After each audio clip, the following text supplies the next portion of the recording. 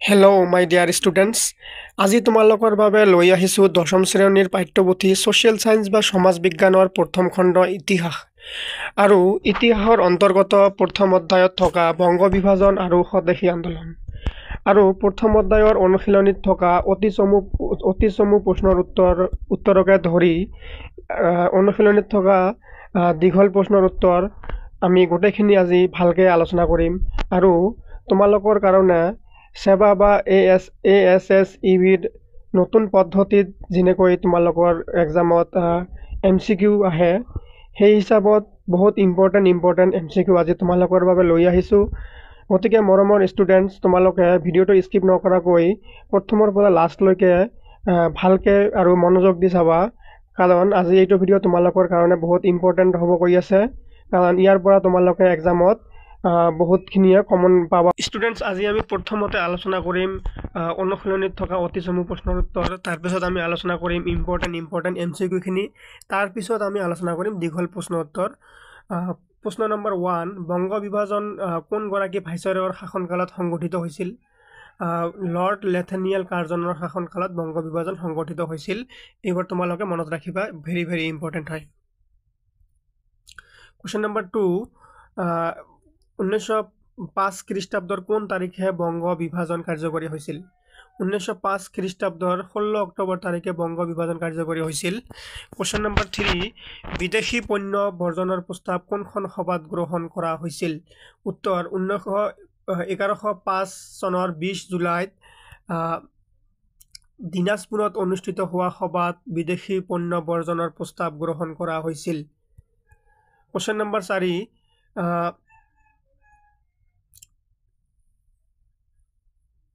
4, স্বদেশী আন্দোলনৰ সময়ছোৱাত যুগান্তৰ নামৰ সংবাদপত্ৰখন সম্পাদনা কোনে কৰিছিল?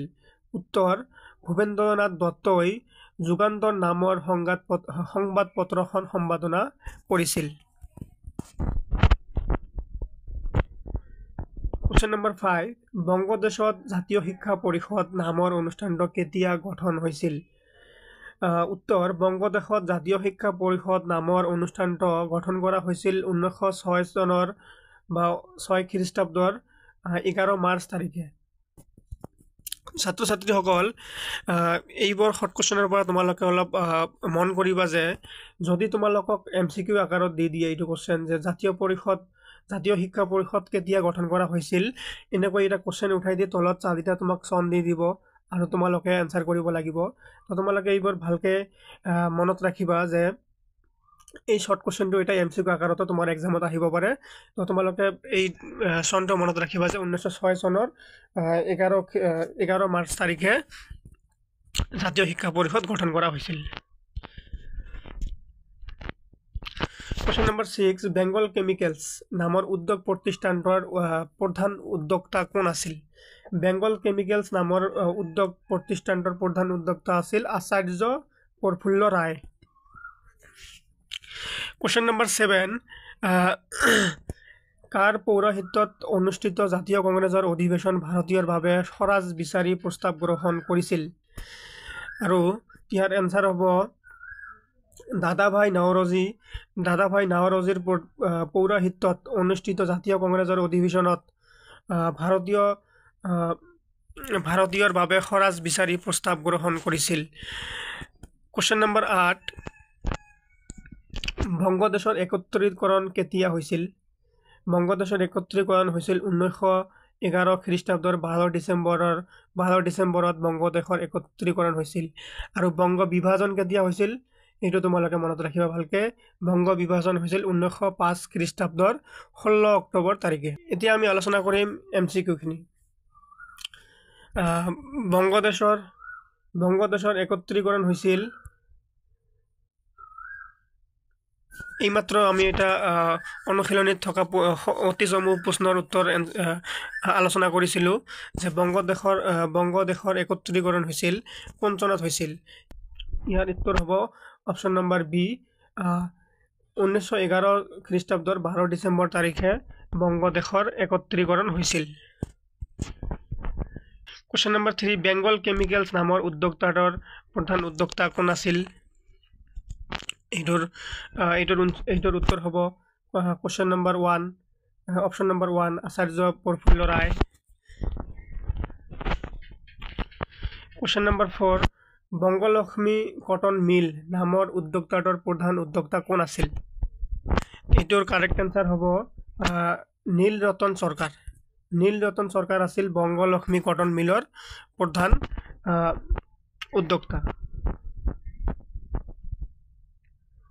কোশ্চেন নাম্বাৰ 5 অসম নামৰ প্ৰদেশখন গঠন হৈছিল। অসম নামৰ প্ৰদেশখন কেতিয়া গঠন হৈছিল? ইয়াৰ উত্তৰ হ'ব 1874 খ্ৰীষ্টাব্দৰ 7 ফেব্ৰুৱাৰীত অসম নামৰ প্ৰদেশখন গঠন হৈছিল। বন্দিনী ভাৰত নামৰ নাটকখনৰ ৰচকখন। বন্দিনী ভাৰত নামৰ নাটকখনৰ ৰচক হ'ল অম্বিকাগিৰি ৰায় চৌধুৰী। কোশ্চেন নাম্বাৰ 7 1905 খ্ৰীষ্টাব্দৰ কোন তাৰিখে বংগ বিভাজন কাৰ্যকাৰী হৈছিল? এটা তোমালোকে সকলোৱে জানা 16 অক্টোবৰ তাৰিখে বংগ বিভাজন হৈছিল। কোশ্চেন নাম্বাৰ 4 পূৰ্ব বংগ আৰু অসম নামৰ প্ৰদেশখন ৰাজধানী স্থাপন কৰা হৈছিল। পূৰ্ব বংগ আৰু অসম নামৰ প্ৰদেশখনৰ ৰাজধানী ক'ত স্থাপন কৰা হৈছিল বা কোনখন হয়? এইটো হ'ব ঢাকাত। কোশ্চেন নাম্বাৰ 9 ভাইসৰয়ৰ শাসনকালত কোনজন ভাইসৰয়ৰ শাসনকালত বংগ বিভাজন হৈছিল? বংগ বিভাজন হৈছিল লৰ্ড কাৰ্জনৰ শাসনকালত, লৰ্ড নেথানিয়েল কাৰ্জনৰ শাসনকালত বংগ বিভাজন হৈছিল। কোশ্চেন নাম্বাৰ 10 ভাৰতীয় জাতীয়তাবাদৰ প্ৰাণ কেন্দ্ৰ বুলি কোন ঠাইক অভিহিত কৰা হৈছিল? এটোৰ কাৰেক্ট এনসাৰ হ'ব বংগদেশক ভাৰতীয়ৰ প্ৰাণ কেন্দ্ৰ বুলি অভিহিত কৰা হৈছিল। কোশ্চেন নাম্বাৰ 11 যুগান্তৰ নামৰ সংবাদপত্ৰখন সম্পাদনা কৰিছিল ভূপেন্দ্ৰনাথ দত্ত। কোশ্চেন নাম্বাৰ 12 ঢাকাক ৰাজধানী হিচাপে লৈ প্ৰস্তাৱিত পূৰ্ববংগ আৰু অসম নামৰ প্ৰদেশখনৰ জনসংখ্যা হ'ল। এইটো এটা ভেৰি ইম্পৰ্টেণ্ট কোশ্চেন হয়, তোমালোকে ভালকৈ মনত ৰাখিবা কোশ্চেনটো। ইয়াৰ কাৰেক্ট এনসাৰ হৈছে 3,10,00,000। কোশ্চেন নাম্বাৰ 13 বন্দে মাতৰম সংবাদপত্ৰৰ সম্পাদক কোনে আছিল? এইটো ভেৰি ইম্পৰ্টেণ্ট হয়। ইয়াৰ সম্পাদক আছিল ঋষি অৰবিন্দ ঘোষ। ঋষি অৰবিন্দ ঘোষ আছিল বন্দে মাতৰম সংবাদপত্ৰৰ সম্পাদক। কাৰ নেতৃত্বত ছাত্ৰ সংসদ গঠন হৈছিল? ইয়াৰ শুদ্ধ উত্তৰটো হ'ব সুৰেন্দ্ৰনাথ বন্দ্যোপাধ্যায়।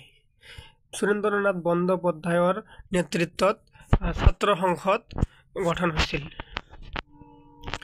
কোশ্চেন নাম্বাৰ 15 ক্ষুদিৰাম বোসক ফাঁসি দিয়া হৈছিল। কোন চনত ফাঁসি দিয়া হৈছিল ক্ষুদিৰাম বোসক? ইয়াৰ শুদ্ধ উত্তৰটো হ'ব 1908 চনত ক্ষুদিৰাম বোসক ফাঁসি দিয়া হৈছিল।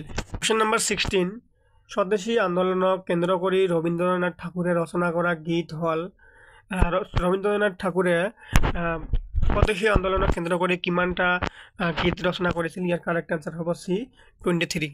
তেওঁ টোটাল 23টা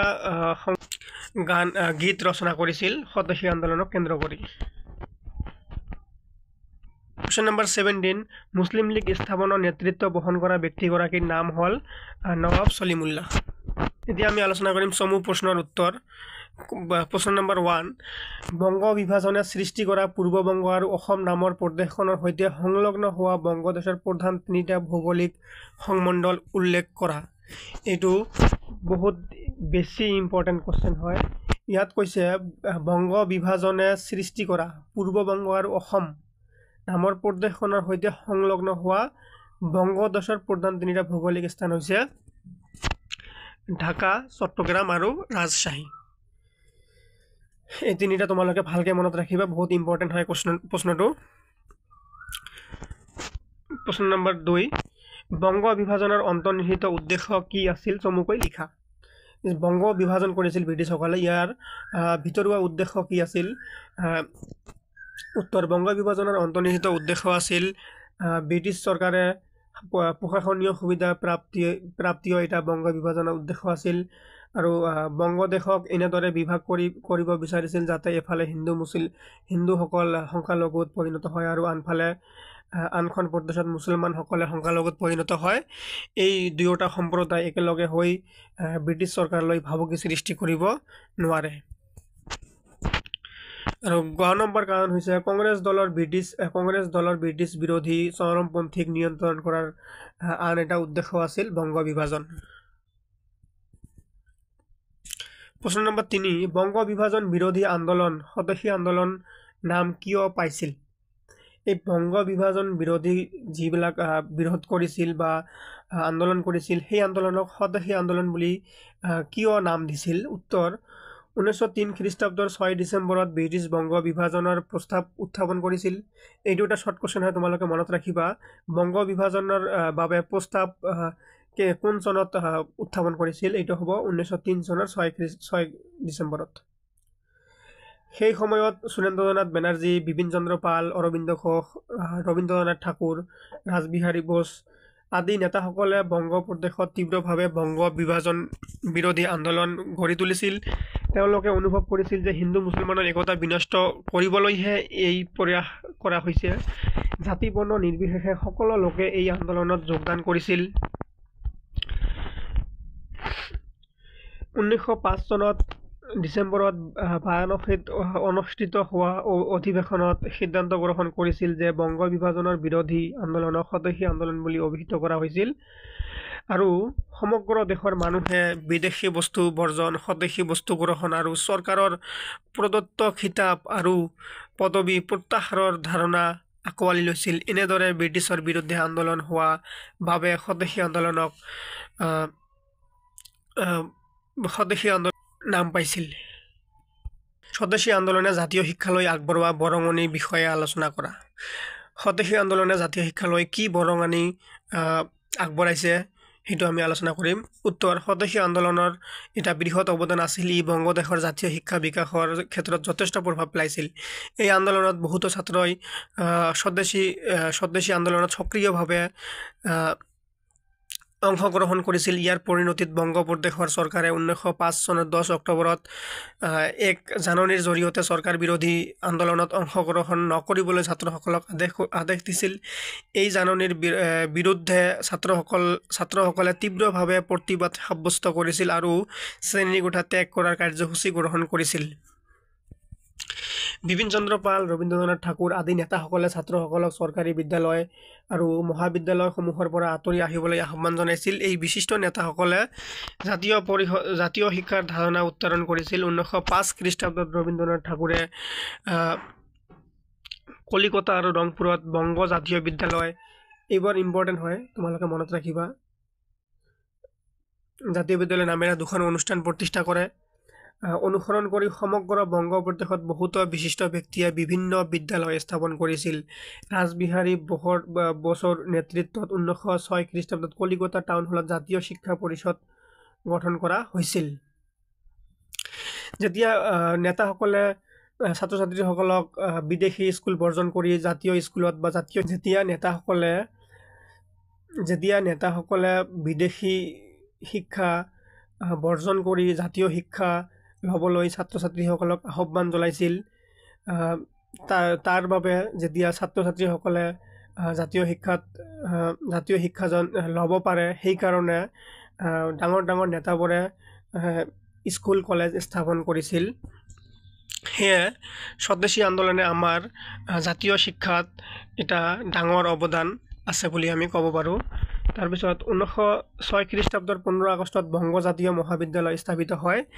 এনেদৰে স্বদেশী আন্দোলনৰ সময়ছোৱাত সৰ্বমুঠ 62খন মাধ্যমিক আৰু 3000খন প্ৰাথমিক বিদ্যালয় স্থাপন হৈছিল। এই সময়ছোৱাত বেংগল টেকনিকেল ইনষ্টিটিউট স্থাপন হৈছিল, যি পৰৱৰ্তী পৰ্যায়ত যাদৱপুৰ বিশ্ববিদ্যালয়লৈ পৰিৱৰ্তিত হৈছিল। কুৱেশ্যন নম্বৰ 5, স্বদেশী আন্দোলনৰ সময়ছোৱাত বংগদেশৰ জাতীয় শিল্পৰ বিকাশ কেনেদৰে হৈছিল? উত্তৰ, স্বদেশী আন্দোলনৰ সময়ছোৱাত ভাৰতীয় উদ্যোগৰ বিকাশ ঘটিছিল। বিদেশী বস্তু বৰ্জনৰ মানসিকতা গঢ়ি উঠিছিল। মানুহে স্থানীয়ভাৱে নিৰ্মিত বস্তুৰ প্ৰতি হাবিয়াস কৰিছিল। ইয়াৰ ফলত দেশৰ বিভিন্ন অংশত কেইবাটাও ডাঙৰ শিল্প প্ৰতিষ্ঠান আৰু বহুতো ক্ষুদ্ৰ উদ্যোগ গঢ়ি উঠিছিল। যেতিয়া মানুহবোৰে বিদেশী বস্তু বৰ্জন কৰিছিল আৰু স্থানীয়ভাৱে নিৰ্মিত বস্তুৰ ওপৰত মানুহে ইচ্ছুক হৈছিল, তাৰ ফলত আমাৰ দেশৰ বিভিন্ন অংশত ডাঙৰ সৰু শিল্পস্থান বা প্ৰতিষ্ঠান বা উদ্যোগ গঢ়ি উঠিছিল। তাৰপিছত স্বদেশী ভাণ্ডাৰ ইয়াক ৰবীন্দ্ৰনাথ ঠাকুৰে প্ৰতিষ্ঠা কৰিছিল। এইবোৰ তোমালোকে মনত ৰাখিব পাৰা। স্বদেশী ভাণ্ডাৰ কোনে প্ৰতিষ্ঠা কৰিছিল? তেতিয়া আনসাৰ হ'ব ৰবীন্দ্ৰনাথ ঠাকুৰ। যোগেশ চন্দ্ৰ চৌধুৰী আৰু কৃষ্ণ বিহাৰী সেনাৰ যৌথ প্ৰচেষ্টাত কলিকতাৰ বহু বজাৰত ইণ্ডিয়ান ষ্ট'ৰ্ছ স্থাপিত হৈছিল। এইবাৰ ইম্পৰ্টেণ্ট হয়। ইণ্ডিয়ান ষ্ট'ৰ্ছ কোনে স্থাপিত কৰিছিল? কলিকতাৰ কৰ্ণৱালিছ ষ্ট্ৰীটত সৰলা দেৱী চৌধুৰীয়ে লক্ষী ভাণ্ডাৰ, এইটো ভেৰি ভেৰি ইম্পৰ্টেণ্ট, স্থাপন কৰিছিল। লক্ষী ভাণ্ডাৰ কোনে স্থাপন কৰিছিল? এইটো হ'ব সৰলা দেৱী। এই সময়ছোৱাত ইউনাইটেড বেংগল ষ্ট'ৰ্ছ স্থাপিত হৈছিল। 1906 খ্ৰীষ্টাব্দৰ আগষ্ট মাহত নীল ৰতন চৰকাৰে বংগলক্ষ্মী কটন মিল স্থাপন কৰিছিল। আনহাতে 1906 খ্ৰীষ্টাব্দৰ জুলাই মাহত আচাৰ্য প্ৰফুল্ল ৰায়ে বেংগল কেমিকেলছ নামৰ উদ্যোগটো স্থাপন কৰিছিল। 1907 খ্ৰীষ্টাব্দত জামছেদপুৰত জামছেদজী টাটাৰ দ্বাৰা টাটা লৌহ শিল্প কলা কাৰখানাৰ স্থাপন। 1905 খ্ৰীষ্টাব্দৰ 17 ডিচেম্বৰত R.C. দাসে পোনপ্ৰথমবাৰৰ বাবে বাৰাণসীত ভাৰতীয় উদ্যোগ সন্মিলন অনুষ্ঠিত হয়। এনেদৰে স্বদেশী আন্দোলনে দেশৰ জাতীয় শিল্প বিকাশত অনুপ্ৰাণিত কৰিছিল। কুৱেশ্যন নম্বৰ 6, স্বদেশী আন্দোলনৰ দমন কৰাৰ উদ্দেশ্যে ব্ৰিটিছ চৰকাৰে কি কি আন্দোলন বিৰোধী কাৰ্যসূচী গ্ৰহণ কৰিছিল? উত্তৰ: স্বদেশী আন্দোলন দমন কৰাৰ উদ্দেশ্যে ব্ৰিটিছ চৰকাৰে গ্ৰহণ কৰা কাৰ্যসূচীসমূহ আছিল: ব্ৰিটিছ চৰকাৰে জাতীয় কংগ্ৰেছৰ উদাৰপন্থী নেতাসকলক ব্ৰিটিছ চৰকাৰৰ উপাধি পদ যাচিছিল যাতে তেওঁলোকে চৰকাৰৰ ক্ৰিয়াকলাপত সহযোগিতা কৰে। উদাৰপন্থী কংগ্ৰেছ নেতাসকলে উচ্চ ন্যায়ালয়ৰ বিচাৰপতিৰ পদ, ভাইচৰয় পৰিষদৰ সদস্য আদি যচা হৈছিল। সুৰেন্দ্ৰনাথ বেনাৰ্জী, গোপাল কৃষ্ণ গোখলে, বিপিন চন্দ্ৰ পাল প্ৰমুখ্যে কংগ্ৰেছ নেতাসকল ব্ৰিটিছ চৰকাৰে আগবঢ়োৱা প্ৰস্তাৱ প্ৰত্যাখ্যান কৰিছিল। ব্ৰিটিছ চৰকাৰে মুছলমান নেতাসকলক সন্তুষ্ট কৰিবলৈ চেষ্টা কৰিছিল কিয়নো তেওঁলোকে ভাৰতীয় জাতীয় কংগ্ৰেছৰ পৰা ফালৰি কাটি আহে। কংগ্ৰেছৰ প্ৰতি বিৰোধিতা কৰাৰ উদ্দেশ্যে মুছলমানসকলক এটা ৰাজনৈতিক দল গঠন কৰিবলৈ উৎসাহিত কৰি তুলিছিল। 7 নম্বৰ কুৱেশ্যন, স্বদেশী আন্দোলনৰ 3টা ফলাফল উল্লেখ কৰা। 1905 চনৰ পৰা 1911 খ্ৰীষ্টাব্দলৈ অব্যাহত আছিল স্বদেশী আন্দোলন। স্বদেশী আন্দোলনৰ 3টা ফলাফল তলত উল্লেখ কৰা হ'ল। আৰু প্ৰথমটো হ'ল মুছলিম লীগৰ প্ৰতিষ্ঠা। স্বদেশী আন্দোলনৰ এটা ফলাফল হৈছে মুছলিম লীগৰ প্ৰতিষ্ঠা। ব্ৰিটিছ চৰকাৰে ধৰ্ম, জাতি আদিৰ ভিত্তিত বিভাজন কৰিব বিচাৰিছিল যাতে তেওঁলোকৰ শাসন অক্ষুণ্ণ থাকে। লৰ্ড কাৰ্জনৰ দ্বাৰা প্ৰভাৱিত হৈ কিছু সংখ্যক মুছলমান নেতাই বংগ বিভাজনৰ পৰিকল্পনাক আদৰণি জনাইছিল। ব্ৰিটিছ চৰকাৰৰ পৰা বিশেষ ৰাজনৈতিক অনুমতি লাভ কৰাৰ পিছত মুছলমানসকলে সৰ্বভাৰতীয় মুছলিম লীগ গঠন কৰিছিল। আৰু খ নম্বৰ আছিল মহিলাসকলৰ অংশগ্ৰহণ। এটা মহিলাসকলে অংশগ্ৰহণ কৰাটো এটা স্বদেশী আন্দোলনৰ ফল আছিল। স্বদেশী আন্দোলনৰ সময়ত মহিলাসকলক সামাজিক প্ৰতিবন্ধকতা অতিক্ৰম কৰি আন্দোলনত অংশগ্ৰহণ কৰিবলৈ দিয়া হৈছিল। ইয়াৰ আগতে এনেকৈ মহিলাসকলক কোনো আন্দোলনত অংশগ্ৰহণ কৰিবলৈ দিয়া হোৱা নাছিল। নাৰী সৰলা দেৱী চৌধুৰীয়ে প্ৰতাপাদিত্য উৎসৱ, উদয়াদিত্য উৎসৱ, ব্যায়াম সমিতি আদি উৎসৱ অনুষ্ঠানৰ আয়োজন কৰিছিল আৰু তেওঁ ভাৰতী নামৰ পত্ৰিকাখন সম্পাদনা কৰিছিল। এনেদৰে জাতীয় আন্দোলনত মহিলাসকলে সক্ৰিয়ভাৱে অংশগ্ৰহণ কৰিবলৈ যুৱ শক্তিক প্ৰস্তুত কৰিছিল। তাৰপিছত ঘ নম্বৰ ফলাফল বা 3 নম্বৰ ফলাফলটো হ'ল জাতীয় সাহিত্যৰ বিকাশ। আৰু এইখিনি সময়তে বা জাতীয় সাহিত্যৰ বিকাশ হৈছিল। এই সময়ছোৱাত জাতীয়বাদ আৰু দেশভক্তিৰ প্ৰতি জাগ্ৰত কৰা বহুতো আলোচনী, সংবাদপত্ৰ, গ্ৰন্থ, নাটক, গীত আৰু প্ৰবন্ধ প্ৰকাশিত হৈছিল। এইবোৰে জাতীয় আন্দোলনত যথেষ্ট প্ৰভাৱ বিস্তাৰ কৰিছিল। অৱনীন্দ্ৰনাথ ঠাকুৰৰ উদ্যোগত বংগীয় কলা সংসদ নামৰ জাতীয় অনুষ্ঠানটো গঢ়ি উঠিছিল। তোমালোকে এইটো মনত ৰাখিব পাৰা যে বংগীয় কলা সংসদ নামৰ জাতীয় অনুষ্ঠানটো কাৰ উদ্যোগত গঢ়ি উঠিছিল? এইটো হ'ব অৱনীন্দ্ৰনাথ ঠাকুৰ। প্ৰশ্ন নম্বৰ 8 স্বদেশী আন্দোলনৰ তিনিটা অৱদান উল্লেখ কৰা তলত উল্লেখ কৰা হৈছে প্ৰথমটো হ'ল স্বদেশী আন্দোলনে ভাৰতবাসীক গণ আন্দোলন সম্পৰ্কে এটা ৰাজনৈতিক শিক্ষা দিবলৈ সক্ষম হৈছিল দেশৰ সকলো জনগণ একগোট হৈ ইংৰাজৰ বিৰুদ্ধে থিয় হ'লে গণ আন্দোলনত যে বিজয় নিশ্চিত সেই শিক্ষা স্বদেশী আন্দোলনৰ যোগদানৰ জৰিয়তে জানিব পাৰিছিল তাৰপিছত দ্বিতীয়টো হ'ল স্বদেশী আন্দোলনৰ দ্বাৰা ভাৰতীয়সকলে ব্ৰিটিছ চৰকাৰৰ ওচৰত স্বৰাজ দাবী কৰাৰ সুযোগ লাভ কৰিছিল স্বদেশী আন্দোলনৰ তীব্ৰ উত্তেজনাই ভাৰতীয় জাতীয় কংগ্ৰেছক দাদাভাই নওৰোজীৰ পৌৰোহিত্যত 1906 চনত কলিকতাত হোৱা অধিৱেশনত প্ৰথমবাৰৰ বাবে স্বৰাজ দাবী প্ৰস্তাৱ গ্ৰহণ কৰিছিল আৰু তৃতীয়টো হ'ল স্বদেশী আন্দোলনৰ মাজেৰে ভাৰতবৰ্ষত সশস্ত্ৰ বিপ্লৱৰ সূচনা হৈছিল আগ্নেয়াস্ত্ৰেৰে বিপ্লৱৰ পথ অনুসৰণ কৰি দেশক স্বাধীন কৰাৰ পথ হিচাপে আন্দোলনকাৰীৰ মাজত গঢ়ি উঠিছিল আজিৰ কাৰণে এইখিনিয়ে আশা কৰিছোঁ তোমালোকক ভিডিঅ'টো ভাল লাগিছে